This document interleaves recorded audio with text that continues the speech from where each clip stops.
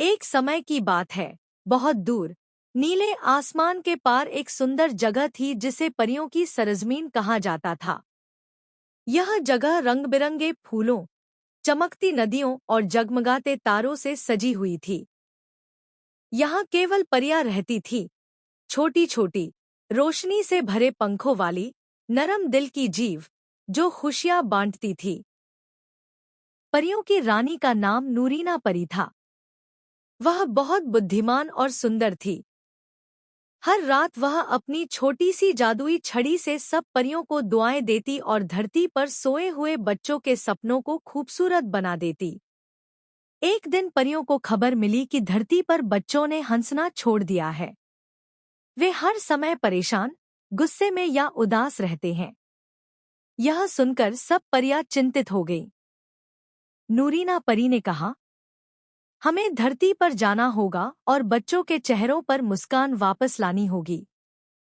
कुछ खास परियों को चुना गया। गुल परी जो फूलों से खुशबू लाती थी, रंगीली परी जो रंग बिखेरती थी, हंसी परी जो सबको हंसा देती थी। ये तीनों परियां रात के समय धरती पर आईं और चुपके-चुपके बच्चों के कमरों में जादू फैलाने लगी।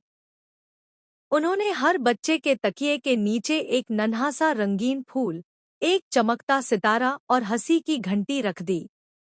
अगली सुबह जब बच्चे जागे तो उनका मूड बदला हुआ था। वे खुश थे, हंस रहे थे और एक दूसरे से प्यार से पेश आ रहे थे। माँ-बाप भी हैरान हो गए कि यह सब कौन सा जादू है। परियों की मेहनत रंग लाई।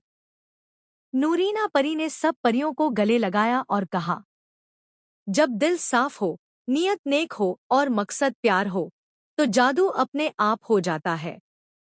और इस तरह परियों ने धरती पर खुशियां लौटा दी।